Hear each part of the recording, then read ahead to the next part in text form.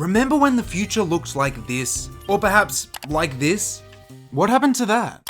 From movies and marketing to games and aesthetics, it seemed way cooler in the 2000s. Now, there's a lot of weird reasons for this, and no, it's not just because you were younger. Chances are your expectations have changed regardless of your age. So, why doesn't the future look like this anymore? Were these actually real places? And more importantly, what the hell was going on in the 2000s?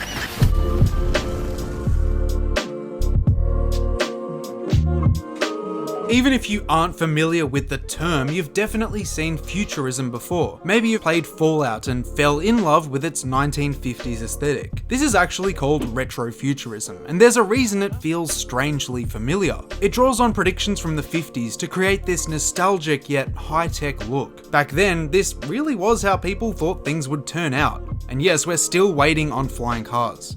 The point is, every decade had its own version of this. The 2000s were especially strange, but we aren't there quite yet. Another notable period was the 80s, responsible for popularizing the cyberpunk aesthetic. Movies like Blade Runner painted a future full of neon lights, augmentation, and giant holographic advertising. It also did something the 50s, 60s, and 70s didn't really do.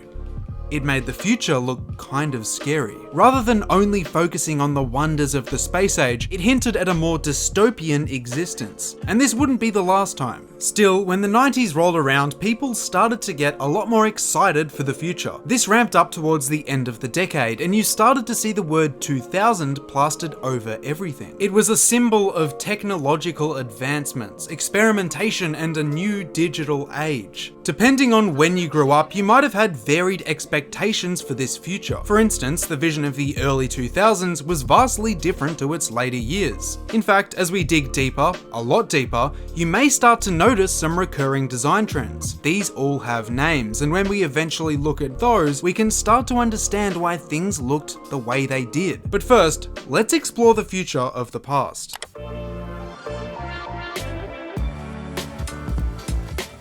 From reels to YouTube playlists, there's hundreds of videos documenting the unique visuals of the early 2000s. I mean, if you're subscribed, you'll know that I've made at least one. Anyway, a great place to start looking for futurism is commercials. Despite being only 20 years ago, you wouldn't find anything like them today. The first thing you'll notice is that everything is blue. Anything from car ads to albums was put through the same filter. The next thing you'd be asking is, why is everything chrome? Everything is chrome in the future. In the late 90s and early 2000s, this is mostly what the future looked like. Making something silver and shiny set it apart from the aesthetics of previous decades. It felt energetic, advanced, and alien. I also get the sense that it took itself a lot more seriously. Where the 80s and 90s often used more vibrant colors and patterns in marketing, the early 2000s employed a darker atmosphere and a more uniform palette. Look at 90s aesthetics like Wacky Pomo. They're so much more chaotic and colourful. It's worth noting that this didn't just randomly start at the turn of the millennium. A lot of what we'll be covering today stemmed from the late 90s. Anyway, this ad is a great example. The people are shown with this trippy blue scanning effect, kind of like the sonar scene in Batman. The car itself looks like it's flying through hyperspace, morphing into different trims and models. You'd expect it to be something groundbreaking, their top-of-the-line car. It's a Toyota Echo. That was an ad for a Toyota Echo. Pepsi got in on this as well, and I think their collection of ads are the best demonstrations of the style. They had it all: metallic clothing, a chrome-plated spaceship, and an overwhelming blue tint.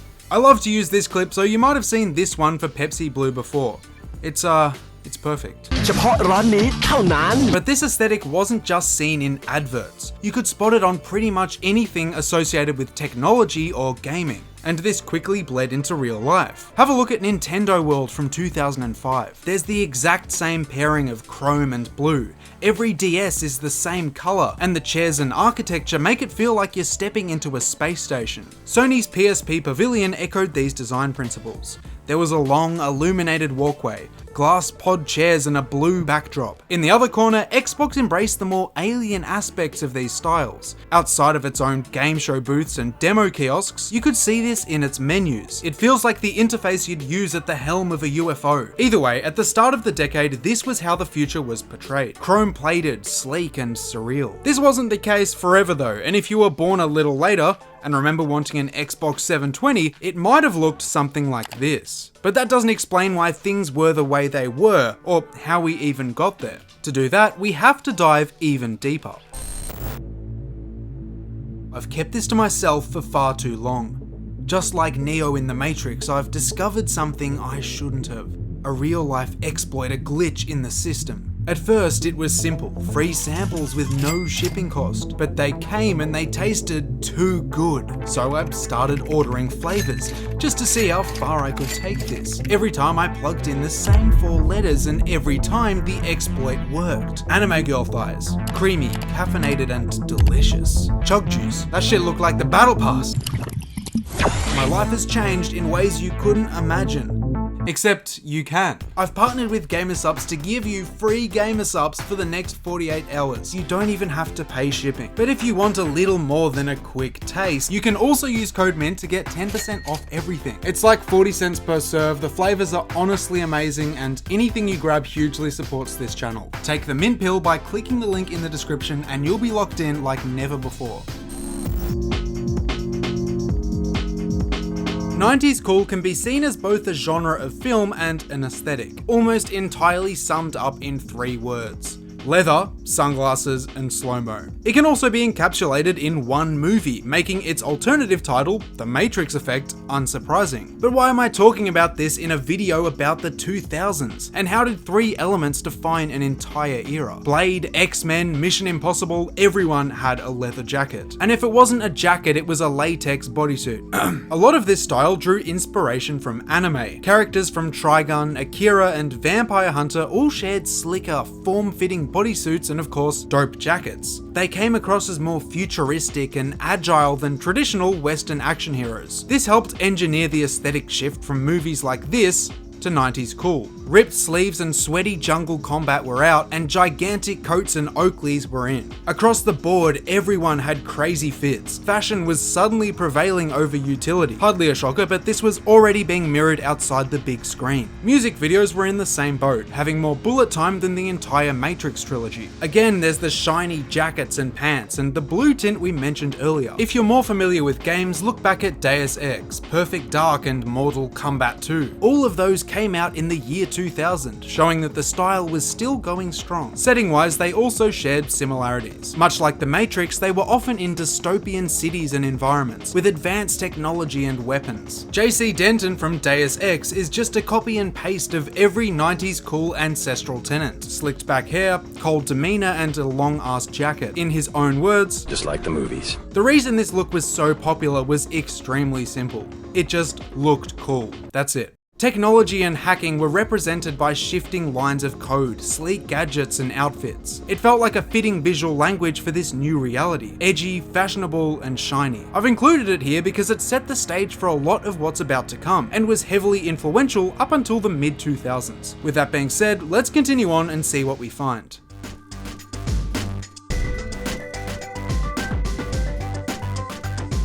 We've established that chrome and blue were the colours of the future. But why was this, and does this look have a name? From the late 90s to the early 2000s, you couldn't escape products and media covered in curved silver plating. This idea was famously captured in SB-129, the 14th episode of SpongeBob. Released just before the year 2000, it shows Squidward being cryogenically frozen and waking up 2,000 years later. He's met by Spongetron, and of course, everything looks like this. There's even a guy running around spray painting stuff that doesn't fit in, which is hard not to read as a jab at literally any tech company at the time. I mean, seriously, look at flip phones, handhelds, consoles, and watches. I don't know why, but these are suddenly weirdly appealing to me. But I've made some interesting choices in the past. More to the point, this trend has been retroactively organized and categorized through the aesthetic known as Chromecore. I've discussed this before, but it's important to mention here because it really was significant. It capitalized on the narrative of a metallic future by giving people tech from that vision. Even though this is just a Nokia, it feels right at home in all of those ads and music videos. Now you could own a piece of them yourself. Notably, you could also spot it in website design, the second that people could add reflections to anything they did, leading to pages like these. Compared to 90s cool, it showed a cleaner, more optimistic approach to style and futurism. Still, while being more sanitized, it was far from minimalist and just as exciting. At this point, you might be wondering why nothing really looks like this anymore. It still comes across as futuristic and clean, so why can't you buy a Chrome PlayStation or Nintendo Switch? Why had this look completely disappeared by 2010? Well, a lot of it came down to materials. Shiny stuff is susceptible to scratches, wear and tear, and general damage. If you've ever owned one of those old Lego swords, you'll see where this is going. After a few years of the craze, companies started to shift back to more durable and cheaper materials. Everyone except Apple. Why the fuck are phones made from glass? Regardless, chrome plating was somewhat short-lived, but one of a few interesting approaches from the time. Making everything see-through was another that we'll look at soon. 2000s futurism wasn't always aggressive and metallic. Many distinct aesthetics branched out and took on a softer, more abstract approach. There's a couple that fall under the Gen X name, with the most notable being Gen X Soft Club. While often overshadowed by things like Frutiger Aero and Y2K Futurism, I think it still looks really clean, and I'd be surprised if you haven't seen it before. It usually depicts naturalistic, distorted urban environments, train stations, skylines, and so on. Cool blues and greens were the most common colours, highlighting a future that was clean yet fresh and organic. Nostalgia was embraced and blended with futuristic optimism. The result is an aesthetic that's calming, nice to look at, and kind of hopeful. While you could see it in everything from concept art to architecture and advertising, the best examples are on albums. Blur, The Madding Crowd, Midnight Drive, and Music for Airports use similar elements and techniques. The aesthetic was only categorized more recently, and the name is pretty self-explanatory. At the time, the target audience was young adults, or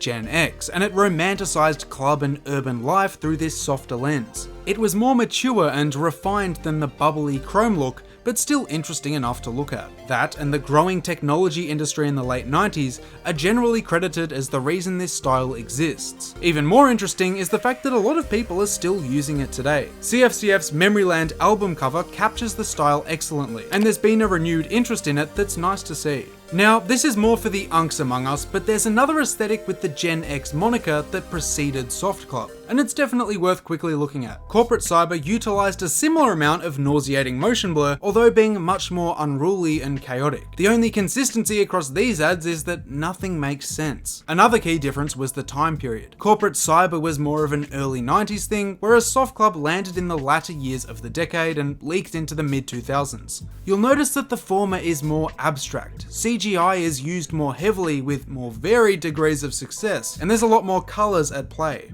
I want to finish. There is a bird outside my window that has been barking all day long. I want to finish this section with an open letter to Gen X. If we apologize for cancelling Eminem, can you please bring back this style?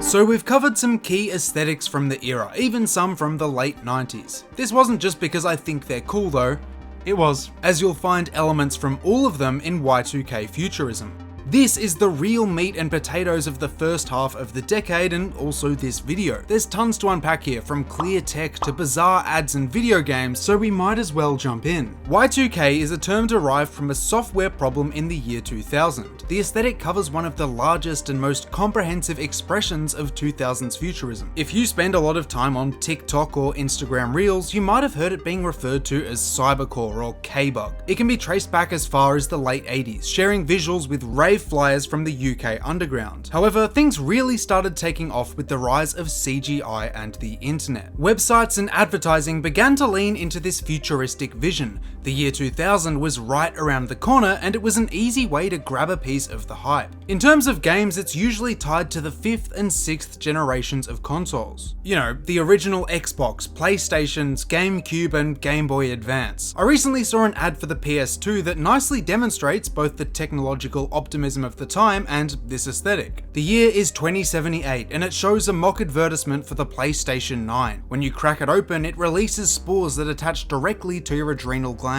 Several shots have the same vibe as The Matrix, which makes a lot of sense as they were pretty much created at the same time. The ad closes with the PS2 logo and two words: the beginning. The angle here is pretty clear. Like a lot of things in this video, you're being sold a piece of the future. Even if just a taste, it's a method of marketing that makes the product feel advanced and exciting. Just like the PlayStation, the Xbox felt like it belonged in this future. And for just $2.99, so could you. Better yet, plugging in a game didn't bring you out of this fantasy. The flagship title for the Xbox was a futuristic sci-fi shooter. The Dreamcast had games like Space Channel 5, and many others shared these kinds of settings. On the topic of futuristic consoles, I have to talk about the clear craze in the 2000s. I touched on this briefly before, but there's a new reason that I'm talking about it today. The clear craze was a distinct component of Y2K Futurism, and was a fad all through the early years of the decade. If it was tech related and it wasn't already Chrome, it was clear. TVs, controllers, consoles, and most famously the iMac G3 are all colourful examples. Even though there was rarely anything to actually see, it was still a seriously cool look, and many consoles with it have since skyrocketed in price. You wouldn't just find this in the 2000s though. The 80s kicked things off with phones like this, and the 90s followed suit. Outside the shelves of EB Games, prisons had clear technology for entirely different but far more obvious reasons. Regardless, a few months ago I mentioned how badly I wanted controllers like this again, specifically for Xbox. And to my surprise, they actually just started making them, and I think they do look pretty good. All that's left now is a translucent Series X. Before we go any further, it's important to quickly mention Metal Hard, an aesthetic from the same genre and time frame as Y2K Futurism. It used 3D metallic shapes to create jagged patterns and visuals. You might recognize it from Armored Core Nexus, early websites, and even artwork. It's more mechanical, darker, and edgier than any of the other aesthetics in this video, especially the ones towards the end. Taking its name from, well, a book called Metal Heart, it peaks for a few years before starting to die out in 2004. To this day, it remains one of the most obscure yet fascinating offshoots of Y2K Futurism. This period also saw some unique approaches to marketing, and I want to draw your attention to one advertising firm in particular. In the late 90s and early 2000s, a company called Fragile Design produced several pieces that resonate with almost every style we'll be covering today. I actually posted a few of these on Instagram. Looking at their work, you can see elements of Gen X Soft Club, Futurism, and Metal Heart. Yes, they are out there, but I think it works. Seriously, to the 3 other Australians watching this video, you can't tell me that Big M wouldn't taste better in this carton.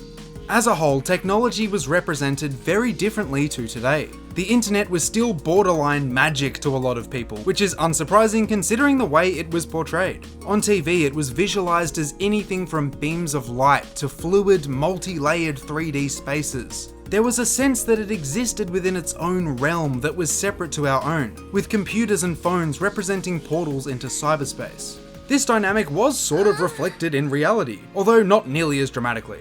Houses used to have a computer room, a desk like this, and that was where the internet lived. It was very much separate from the day-to-day, not something that followed you around at all times. This tweet nicely sums it up.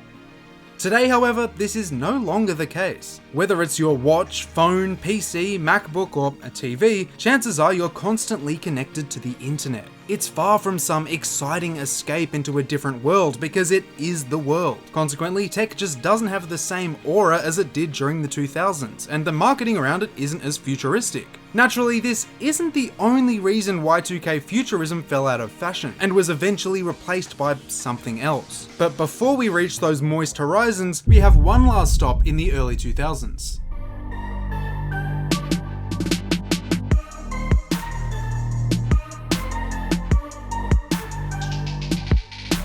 Shoes, glasses, and this watch is all I'm wearing right now. Fashion in the 2000s wasn't always futuristic, but when it was, it did it well. This was evident on the covers of magazines, in music videos, and in movies. So let's find out why it looked like that and where it went.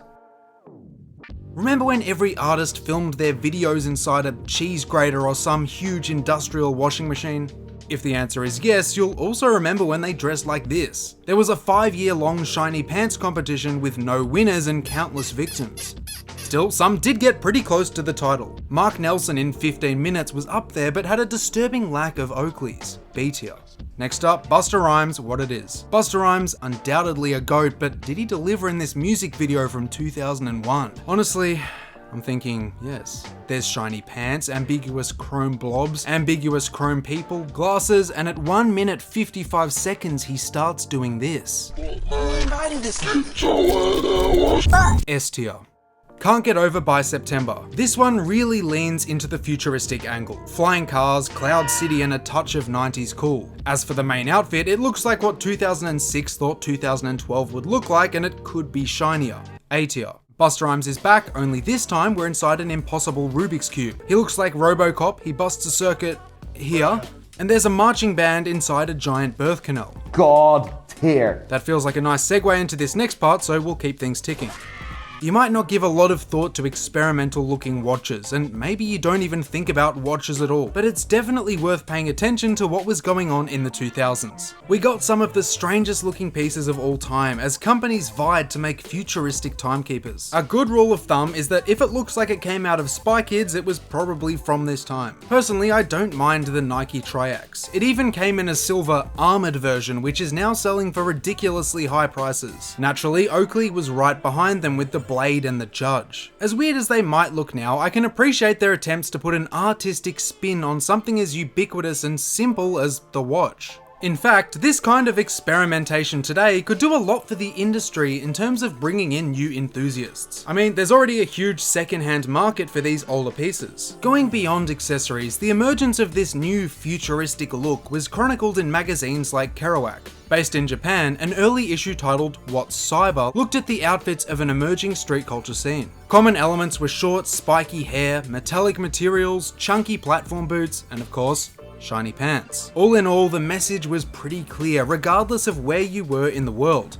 This was how people dressed in the future.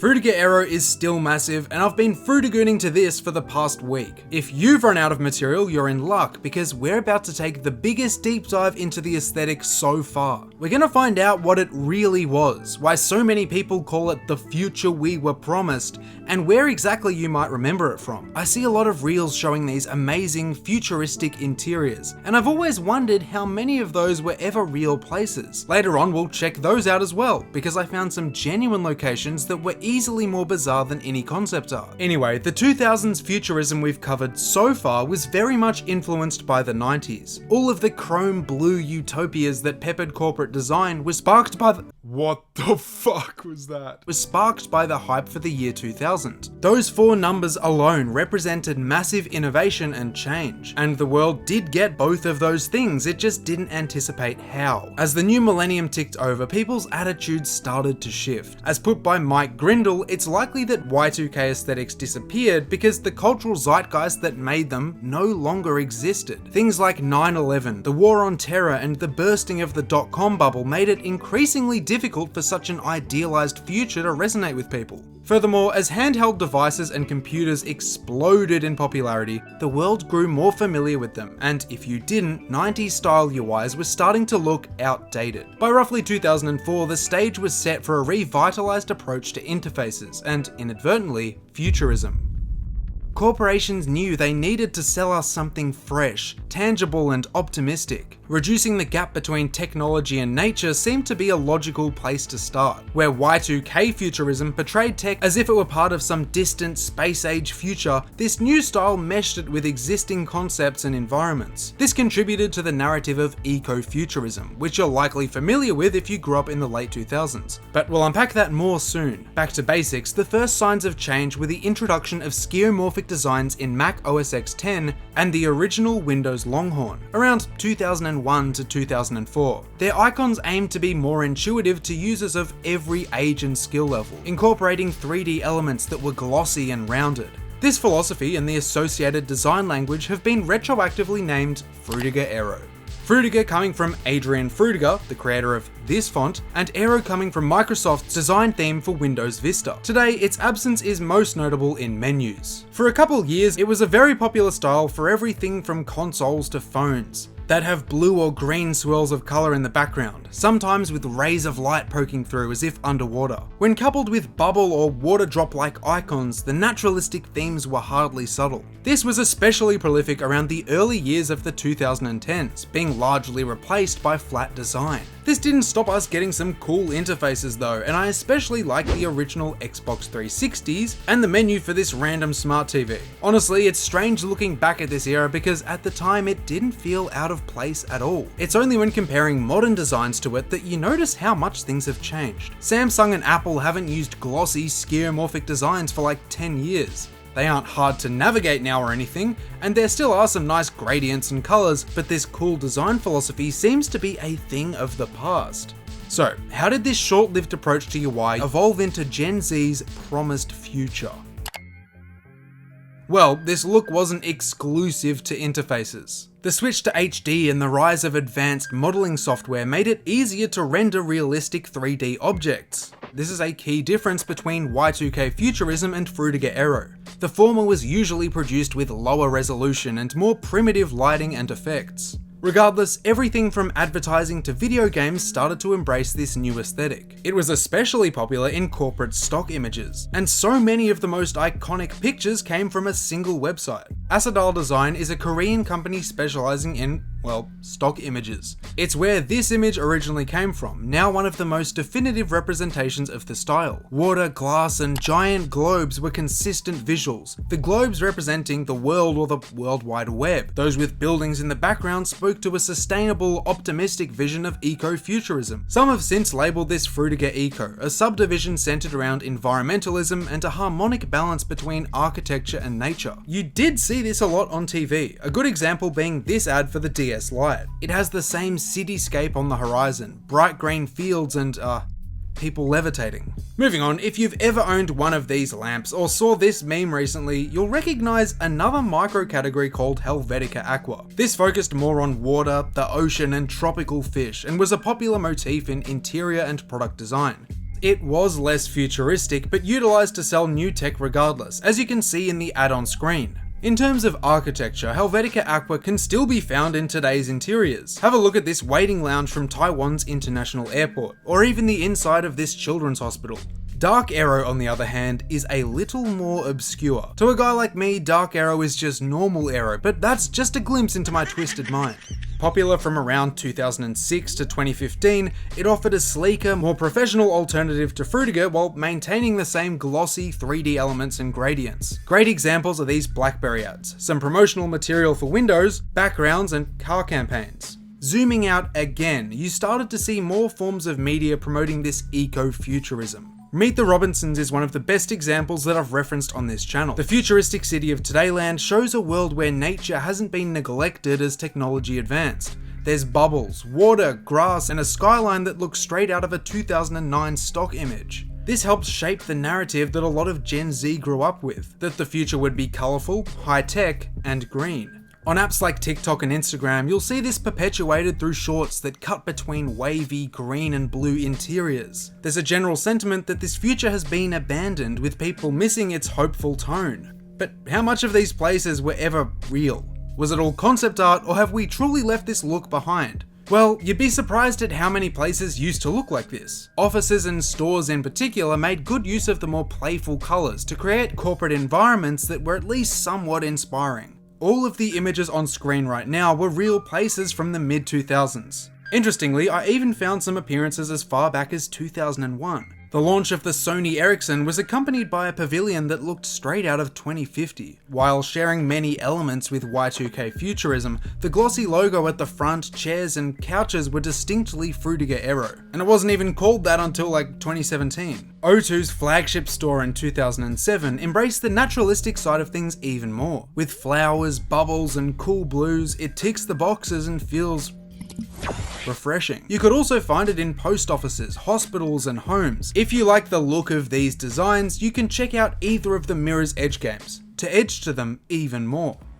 As we've established, you can break 2000s futurism up into two distinct eras, Y2K and Frutiger Aero. Both envisioned different outcomes and both looked pretty cool while doing so. But you still might be wondering what the big deal is, and that's fair enough. At face value, they were both byproducts of corporate focus groups, and they weren't just made to look good, there was strategy and purpose behind their implementation. Consequently, some people don't see them as anything more than weird periods of design. Not everyone though. Growing up, the eco-futurism of the 2000s and early 2010s really did make sense. Yes, it was idealized and artificial, but it felt fun. I can understand why it's become so popular recently. In a world where corporate aesthetics have been refined, flattened, and simplified beyond recognition, it offers a return to a more optimistic and colourful period. This is largely why you'll see people romanticize it as the future they were promised. It was everywhere in advertising, movies, and games, and then suddenly it just disappeared. Only this time, its replacement wasn't nearly as interesting. But that is a video for another day.